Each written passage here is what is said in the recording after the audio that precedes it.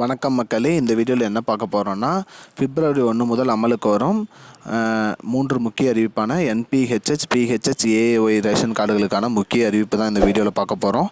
நம்ம சேனலுக்கு யாராவது புதுசாக வந்திருந்தீங்கன்னா மறக்காமல் நம்ம சேனலை சப்ஸ்கிரைப் பண்ணி பெல் ஐக்கானை கிளிக் பண்ணிக்கோங்க.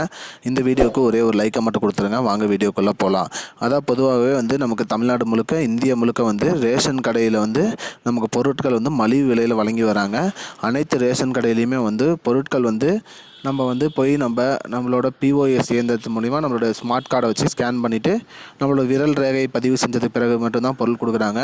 அந்த விரல் ரேகை பதிவு செய்கிறதுல நிறைய ப்ராப்ளம் வருது அப்படிங்கிற மாதிரி சொல்லியிருக்காங்க. அந்த ப்ராப்ளத்தை நிவர்த்தி பண்ணுறதுக்காக அனைத்து ரேஷன் கடைகளிலும் கண் கருவிழி ஸ்கேனிங் மிஷின் வர்றதாகவும் சொல்லியிருக்காங்க. அப்படி கண் கருவிழி ஸ்கேனிங் மிஷின் வந்ததுக்கப்புறம் அனைவருமே அவங்களோட கண்ணை அந்த மிஷினில் கொண்டு போய் ஸ்கேன் பண்ணோம்னா போதும். நம்மள கண்ணோட கருவிழி மட்டும் இங்கே ஸ்கேன் பண்ணிட்டு நமக்கு பொருள் கொடுத்துருவாங்க.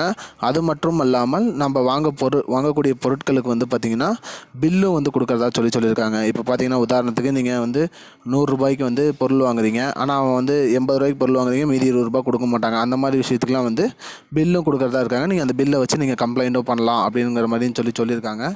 அது மட்டும் இல்லாமல் அனைத்து ரேஷன் கடைகளிலும் இது யூபிஐ மூலியமாக பணம் செலுத்துவதற்கான முறையும் கொண்டு வரதா சொல்லியிருக்காங்க. யூபிஐ மூலிமா நீங்கள் பணம் பரிவர்த்தனை செஞ்சுக்கலாம்.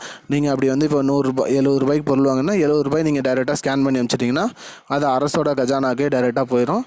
உங்களுக்கு இந்த சில்லறை அந்த மாதிரி பிரச்சனை எதுவும் வராது. உங்கள்கிட்ட ரேஷன் கடை ஊழியர்களும் எந்த ஒரு இதுவுமே ஏமாற்ற முடியாது அப்படிங்கிற மாதிரி சொல்லியிருக்காங்க. இதுதான் இப்போதைக்கு முக்கியமான பயனுள்ள தகவல்.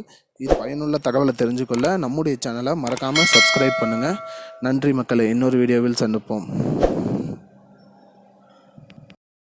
I don't understand your jokes, man. Because it's not a joke. முன்ன பின்ன தெரியாத ஒரு பையனுக்காக விடுற அந்த மனசு இருக்க, அதான் கடவுள்.